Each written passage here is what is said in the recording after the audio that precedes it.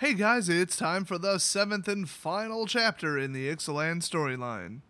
In the last chapter, a bunch of people were chasing other people through the jungle, and that's about it. I'm sure more happened, I just can't remember. It was quite a while ago. So this one is titled The Race Part 2.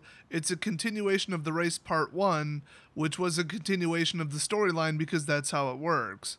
I honestly cannot even piece together a conjecture as to why they felt the need to do that. But anyway, the subtitle that this one starts with is Vraska, so I guess this is going to be from her point of view. And actually, we haven't heard from Vraska or even Jace in a while. So last I heard, they crashed the ship into a coral reef, swam to shore, and they're using the compass to find Orazca. They're also using an invisibly cloaked ship to travel up like a river estuary thingy. And they must be getting near the center of the island or something, because it says the river was getting too narrow for comfort. Yeah, probably shouldn't have brought an entire ship. It's also getting pretty shallow because it says that the riverbed is pretty visible. Reminds me of the time where I tried to go canoeing down a river after it hadn't rained for about a month, and we were just scraping bottom the whole time. So it's actually nighttime, and they're like, let's just sleep. We can find the city later, I guess. So Jace is like, alright, I'm sick of following the stupid compass anyway. He picks it up and he's like, this thing would be much more useful if it told us how far we had to go instead of just the direction. Which, of course, would be a thaumatic Garmin, not a thaumatic compass. So even though they haven't technically arrived at their destination, Jace threw up a giant illusionary horse, I guess, to run through the top of the jungle and signal to the pirates where they should go. Hope they have a good spatial sense and memory because that's the only, flair they're getting, I guess. Unless, of course, he keeps it going. Then they could kind of follow it, but not really because it's like rainforest level jungle. I don't know. It is certainly going to let everybody else know where they are, though, so that was kind of dumb. So they're just chilling on the boat, and after Jace falls asleep, Vraska's like, when this is all over, I should ask him on a date, because who didn't see that coming? So the next subheading is Jace. Not much of a shift there, because he was there in the last section. It says in the morning they ditched their boat, which makes sense, because they just really can't even safely travel upriver anymore. And they are like deep in the jungle. I mean, they say masses of rock and forest floors seem to jut out at odd angles, so it's like some weird like twisted haunted thing. Also, most importantly, remember the famous quote from the famous philosopher, it don't mean butt if it ain't got that jut. Name that quote, everybody. I dare you. So where they got off the boat, there is no paths, there's no like trail, road, nothing. Like they're out in the middle of nowhere. But then they actually do come upon some kind of a path. Jace's assessment was that it was made by very large dinosaurs, so they thought, okay, maybe we shouldn't follow it, but then they just kind of do. Hey, I never said the story was logical. Then they just see like this super dark, like impenetrable smoke just come out of nowhere, basically, and it's like heading towards them, and they're like, okay, that's probably a spell and some kind of enemy. So Jace just kind of senses for the person's mind, finds it, and then just like switches off the spell instantly. Surprise, surprise, it's a vampire, because that's what they do. They use that spell on their ships. So for some reason, Jace makes an illusion of a rainstorm that makes the vampire hesitate for about 1 second, and then she attacks Vraska. Then he gets punched in the head and has to stop the spell because I guess he failed his concentration check, because apparently this is Dungeons & Dragons now. So one of the two of these bumbling idiots drops the thaumatic compass, and then the vampire just grabs it and runs off with it. So Vraska gets all pissed off and starts kicking trees, and then Jace says, and I quote, this is actually in the story, I can find her, and we can retrieve it, and then you can kick all the trees you want. So while he's mentally looking for her, they get ambushed by Tishana, who's still riding her awesome summoned elemental mobile taxi thing. And then, because why not, Huatli shows up riding a dinosaur, because of course she did. So something happens with people threatening people and something about an invisibility spell. I don't know who could see who, or if Huatli was real or not, because Jace doesn't know what she looks like, or if that was an illusion. I'm deeply confused, but let's just move on. Tishana does introduce herself as, one of the heralds from the River Heralds, or whatever. And then Jace reads her mind, is like, oh crap, she knows about the compass. And then he says, he silently berates himself, I guess, in his head. The merfolk in the corner at High and Dry had overheard their conversation after all. Yes, that's why you shouldn't let merfolk into High and Dry. I was only half serious, half joking when I said that, like, clearly the spy is that merfolk sitting over there, but okay, Jace seems to think so too. Oh, Huatli is actually here. Then I don't know who had a spell on who, because somebody hit Jace with the spell. I am so confused. Anyway, Huatli's like, yeah, I'm from the Sun Empire, what's up? So they're all talking, and then they're like, okay, hand over the compass, and then Vraska was going to turn, I think, Tishana to stone, but then Jace blocks her. And he's like, oh, we don't have it. And then Tishana can sense, apparently, footsteps in the soil in the forest because she's like that level of tree-hugging hipster. And then Jace reads her mind, and then he knows what she can see, and then basically she blurts out, okay, so a vampire is near. Did she take the device from you and run away? And the whole time they were talking, Huatli apparently summoned some wild dinosaurs to come attack them, because that's what you do when you're having a nice civil conversation. So as soon as the dinosaur comes snapping out of the jungle, she literally says, thank you for your cooperation, and then rides off. Oh, and then Tishana gets back on her little elemental machine thing, and they both ride off into the forest. And Jace and Vraska are like, crap. Well, apparently the dinosaur was just like a temporary distraction, just meant to, I don't know, let Huatli get away or something, whatever. But yeah, Jace assures Vraska that he can still track the vampire and the merfolk and Huatli. Sorry, they keep calling her the merfolk, Tishana. So then we're in the next subsection where we're reading from Huatli's point of view. She like mentally instructs her dinosaur to sniff out, you know, vampires and blood and whatever to find the vampire. So he sniffs the air and then he's like, all right, I know where she's at. So get this, okay? The vampire stole the compass from them, and then like a minute later, the other two show up. And then it allegedly takes Huatli, who's riding on a large dinosaur, 9 hours to catch up with the vampire. Something ain't right there. But don't worry, the story explains this thoroughly by saying every time they got close, the vampire would pull farther ahead. Lady, you're on a damn dinosaur that's like built for running. I mean, it's basically like a raptor or something. Just because the story says something is true doesn't mean it's true, okay? A vampire on foot is not faster than a damn dinosaur. Trust me, at the place I used to work, we would race vampires and dinosaurs all the time. The dinosaurs were faster every single time. Oh, and apparently, Tishana is traveling along with her. Like, I don't know why. They're like talking and stuff. I'm like, how do you two who don't even know each other, how are you getting along so well? I don't get that. And so Huatli says, she's pretty fast for a dead woman, isn't she? And then Tishana, because Tishana is Tishana, replies, the intricacies of the universe care not for how quickly the tapestry is made, only the ultimate connecting of its fibers. So eventually they come across a lake and then, I don't know, swim or go around it or something. That wasn't real clear. And then they finally spot the vampire, who is, quote, leaning against a tree and panting with exhaustion, you know, because vampires breathe.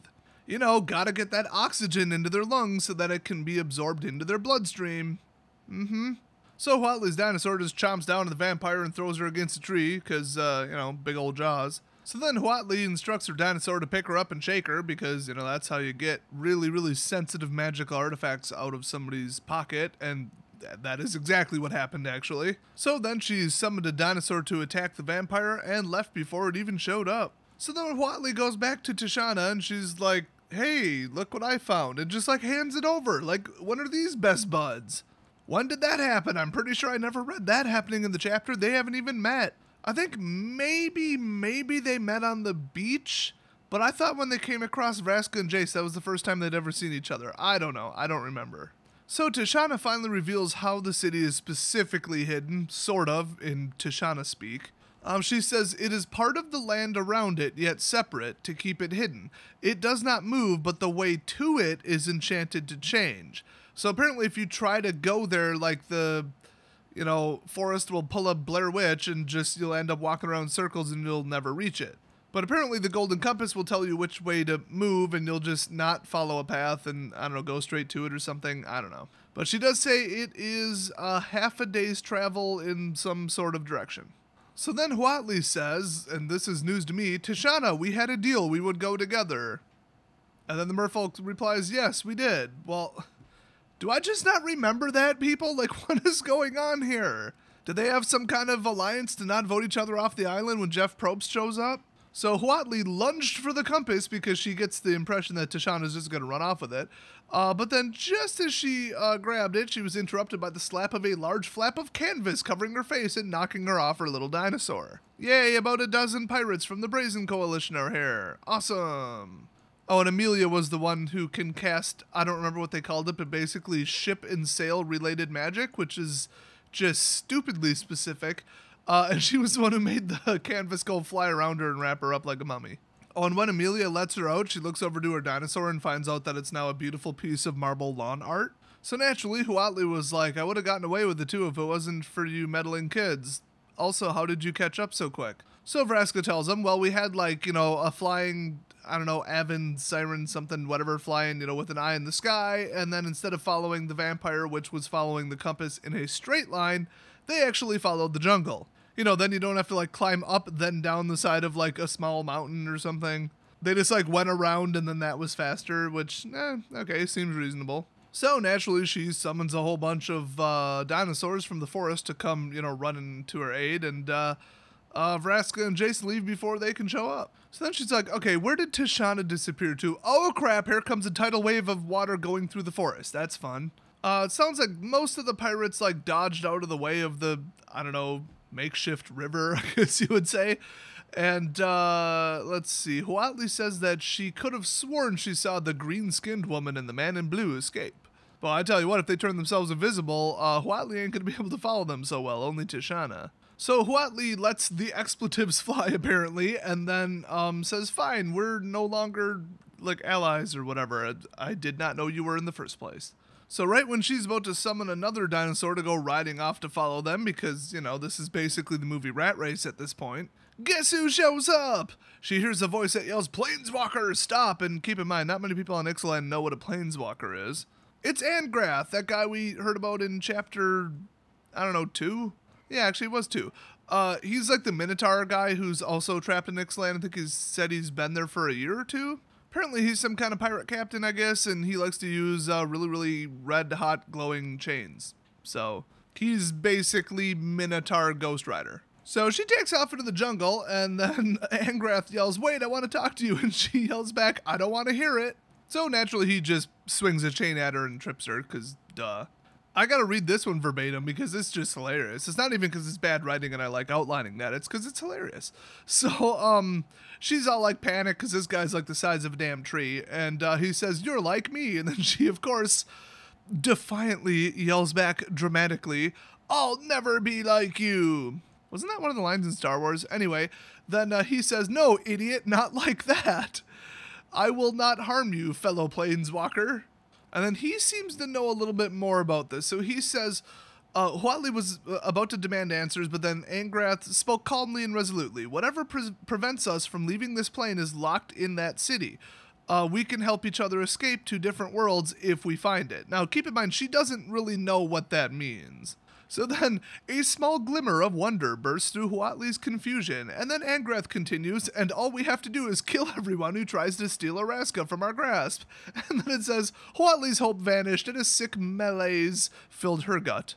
And then we switch over to Vraska's point of view again, because why not? These jump around stories, it's just such poor writing, but I can't really see a better way to write this part of the story, so whatever, I can't complain too much. So Vraska is obviously following the compass with Jace, and it starts to begin to vibrate, so they must be getting like really close.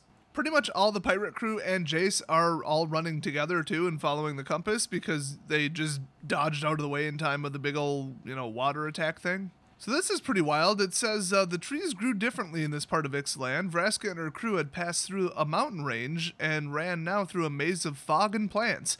Occasionally they would run past a tree with beautiful yellow leaves, and in the rocks beside them, veins of precious gold glittered from under the lichen and moss. They seem to be indicating that the leaves would be picking up gold ore from the soil, which I'm not even going to get into why that's not possible, but just take my word for it, it isn't. Oh, and we're finally here. It says the crew of the Belligerent came to a clearing and all of them stopped in their tracks. Shining as golden beacons above the green, the spires of Orazca pierced the sky. So, yeah, apparently if you have the compass, it's really not that hard to find Orazca. You just keep walking towards it and don't get confused by shifting jungles. Well, it makes sense. If you're looking down at the compass and you're not paying any attention to the jungle, yeah, it's awfully hard to get misled. So apparently Vraska has figured it out too, because she says this is home to more than just the immortal sun. Whatever enchantment keeps us basically from planeswalking out is also here. Now, I don't know if Bolas told her that. I mean, I feel like she wouldn't have gone to this plane if he would have said, oh, and FYI, you can't planeswalk out. But like maybe he did. Maybe he just said, well, that's part of the mission and don't leave until you complete it, or don't bother coming back, basically. Then she'd be like, all right, whatever. I mean, it'd be nice to planeswalk out in case of an emergency, but, you know, whatever. I'm not Vraska's travel agent, okay? She can do whatever she wants. So then they start speculating on what the Eternal Sun could actually be, because, as they put it, there's so many rumors that you can't really even have evidence to elevate one above the other, so they just don't know. Apparently some of the rumors are it may give eternal life without the need for blood, and it might make the Sun Empire undefeatable. It may just be straight up magical power, and it wouldn't be wise for one person to try to control it. And Jace just throws in, I think it's something that's not supposed to be here, something introduced to this world. And that makes sense. I mean, you can't planeswalk out. That sounds like it would come from somewhere else, maybe. I mean, I don't know. I don't know the history of whatever plane we're on. By the way, the name of the plane is not Ixalan. That's the name of the continent. So we actually don't know the name of the plane. I feel like there might be some big reveal during Rivals where the whole time we were on like a plane that we've been to before, but then I feel like maybe Vraska would know about it, but I don't know. I don't know how much she travels. Now, the other thing is, remember, every time they try to planeswalk out, the Azorius symbol, which they're the people who made the laws on Ravnica, I guess, that's what would show up above their head. So this is probably like an old Ravnica jail or something, or Azorius like prison planet plane thing. I really don't know. I mean, if we're literally on Ravnica this whole time, I feel like that would have come up. Like you know, Vraska knows where she's planeswalking, I guess. I mean, at least you could say that she doesn't know what plane she was going to, except that like Bolas told her how to get there or something. Like if it was one that she knew about, she would have said something. And by the way, Jace has the best line out of this entire storyline. He says, it might also just be a hunk of rock and not do anything. Maybe Lord Nicholas is a rock collector. Okay, Jace ain't the only one with mental powers. I can read your mind right now and you are thinking, Des, there is no way in hell that the story actually said that. Oh, go read it. I read that verbatim, word for word. And of course, Vraska replies, I honestly wouldn't put it past him. He strikes me as a man with weird hobbies. And of course, Vraska takes the opportunity to comment, well, internally as the narrator of the story or whatever, he looks so different without his hood. Vraska had never seen him without it before she rescued him on the island, which I think is provably false if you look at the card artwork. She distantly wondered if his hair was as soft as it looked. Okay, 2.8% of my viewers that are female. Is that a real thing? Is that something a girl would think? Like, oh, his hair looks so soft, I wonder if it's as soft as it looks. Like, I want to go touch his hair. Because, I mean, a guy probably wouldn't think that. I feel like even a gay guy wouldn't think that. I mean, I think it every time I look at a puppy, but that's different. I mean, who doesn't think that puppy looks so damn fluffy, I need to pet it right now or my life is never going to be complete? But seriously, is that a thing that girls think about guys' hair? They're like, it's so soft, I just gotta touch it. I wonder if it's as soft as it looks. Please leave your comment down below, and I totally will not get troll answers from guys in the comment section. I'm very confident of that. Hey, you know what I just realized? That vampire, which was unnamed, basically had to have been Vona. I'm sure you guys caught that, but it's just coming to me now. I wonder if Vona's hair is as soft as it looks. Okay, I might have been a little bit wrong about how the magic protecting Ixalan actually works, pardon me, Orazca, because it says when Vraska takes a step towards the crew to like help them get ready for the final leg of the journey, the ground beneath them lurched to one side. So apparently they mean instead of like some kind of Blair Witch illusion thing, no, the jungle literally moves. The clearing began to shake more violently and a long crack appeared in the rock beneath them. So then Amelia's like, okay, y'all better take a look at this because, you know, those spiders, the golden spider, yeah, they're beginning to rise higher and higher into the air, and the city itself was emerging from the jungle with every jostle of the earthquake. Vines snapped, trees were violently ripped from the ground, and flocks of sun wings rose into the sky, and more the city came into view. Yeah, the city's taking off like a damn UFO. So then Vraska's like, okay, so did it do this because we approached? And then Malcolm says, you know, someone must have arrived at the city like first, like before us, which seems unlikely because, you know, the compass. And they hear a whole bunch of really big dinosaurs around the area. Apparently they're either startled by the sound or probably summoned by Huatli. Guess we'll find out. So the city just keeps rising and rising. It's not actually off the ground yet, though. So maybe not, you know, it's not going to, like, fly away like a spaceship. But, I don't know. I wouldn't put it past them. Whoever built Orazca is probably not from this plane. I mean, I'm just throwing that out there. So it seems like maybe Orazca is just kind of waking up and it's not, like, trying to fly away. But they're not quite sure. Vraska's excited, but she doesn't really know what to think. So the clearing that they were standing in is just straight up in two pieces right now, and Jace is, of course, dramatically clinging to the side of the edge of the rock and trying not to fall in because, of course, he is. Hey, by the way, there's actually some unnamed artwork from an unnamed card, which is almost definitely in Rivals, in this section of the story. So check that out, because I know I'm going to be too lazy to edit it up onto the screen, because, you know, that would interrupt my Cuphead gameplay. So I guess she tries to like grab him or something, but then the cliff gives way, so they both kind of fall into the water. So that sucks. So she finally swims back up to the surface, then all of a sudden an image appears in her mind, and it's Ravnica. So then she spots Jace. He's got some kind of bleeding head injury. That'll definitely help his amnesia. She swims over there on like the side of the basically new riverbank that was just created by a giant waterfall and the earthquake and all that other crap. And she's like, did he see it too, or did he like cause it? So then she starts hallucinating that she basically is Jace. Well, not hallucinating, it's like an illusion thing. And she's like, oh, I get it, this is a memory. And he got hit in the head, so now his head's leaking memories. I don't know. Oh, for God's sake, I knew this is what was happening. Oh my God, are you guys ready for this? He's remembering everything, Vraska realized with dread. Yes, you know how well, it wasn't really a head injury, but you get into a mind duel with the dragon and then he erases your memories sort of by damaging your brain. And then you take one to the head by falling off of a cliff and oh, suddenly your amnesia goes away. Because that's how real actual science works. I don't recall blows to the head being a way to cure amnesia in any of my biology textbooks. In fact, if you have amnesia, I hope you remember to not try that.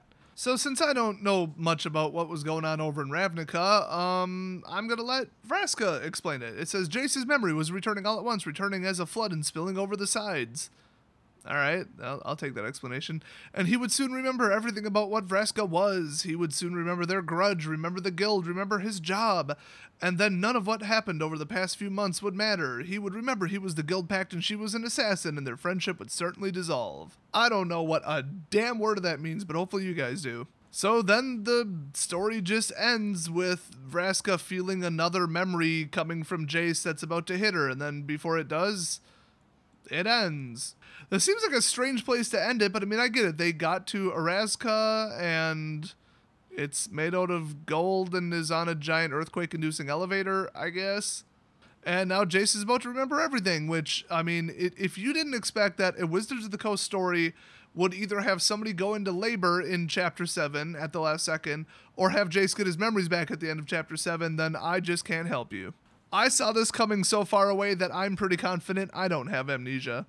I didn't know I had so many amnesia jokes. I guess you could say I forgot that I knew that many. Oh, these are getting worse and worse as I go. So, obviously, kind of a cliffhanger, but it's not like, oh, there's an arrow in mid-flight about to pierce Jace's heart, and then scene, fade to black. You know, it's not like a douchey cliffhanger. It's just like, oh, okay, here's what's gonna happen in the second part of the entire story, which, I mean, really, it's not like the next story is a completely different story. I know they're all kind of linked together, but it's like, no, it's Rivals of Ixalan. They get into the city and try to defend it, and everybody calls in their guilds, or not guilds, their tribes, and big old war happens, and then somebody controls it, and I think we all know that Vraska at the end of the day is going to bring the artifact either back to Nicobolus, which would be really bad, or she's going to decide to use it against Nicobolus because somehow the rest of the, I don't know, what is it called? The plain superhero Justice League thing? Can't remember what it's called. We'll just call them Super Friends because that's what everybody else calls them. The Super Friends will show up, or a Johnny will, because, well, we already know he's going to be in the next set. I apologize if that's news to you, but it was sort of leaked, sort of. I think he's going to show up and convince Vraska to fight Nicol Bolas because, you know, Vraska doesn't want Nicol Bolas to become a god again because that would be bad because he kind of seems like a jerk. Either that or she'll find out that, like, he's backstabbing her, or they'll get trapped on Ixalan and then finally be able to planeswalk out once they disable the planeswalky shield thing. I don't know, something like that. I mean, I feel like since it's such a weapon, this Eternal Sun thing, they're probably going to use it against Bolas. I mean, that is if they even come back to the storyline within like 5 years about Bolas. I mean, somebody else said, okay, I think we're going to do the Jace story, and that'll be this one. Then we'll do a core set. Then after that, it'll be, Liliana, where did she go? What plane did she planeswalk to? And then, Chandra, where did she end up on? Is she traveling somewhere else to do something? I don't know. I feel like the whole, the Gatewatch, not Super Friends. Let's go with Super Friends, though. The Super Friends Gatewatch. I think they're going to regroup, contact each other, get back together, and just go meet on some plane somewhere. Oh, and I feel like it'll be Dominaria, but we already know that the next full block is going to be called Dominaria. So, I don't know. Keep in mind, Dominaria is where the mending happened, so if Nicol Bolas wants to undo the mending, that's where he would go. Now, Ugin is back alive thanks to that time-traveling jerk, because then we all had to suffer through Ugin's stupid overpowered Planeswalker card. And then there's apparently a third Elder Dragon on Dominaria, so I don't know who that is. I think we don't know who it is. Somebody at FNM told me this, and I hope it's true. So that's all I can extrapolate about the future for now. It's all a lot of speculation, and they could go any which way with it. I have a feeling instead of what's the next logical step for the story, they're like, I want dinosaurs, and then they just make it fit. All I can say is I hope that the Golden City is actually some kind of interplanar spaceship thing, and they fly it and attack Bolas with it, because that would just be freaking awesome. That would seriously be some Stargate crap right there, and I just cannot wait. So let me know your theories about it below, and I will see you guys next storyline.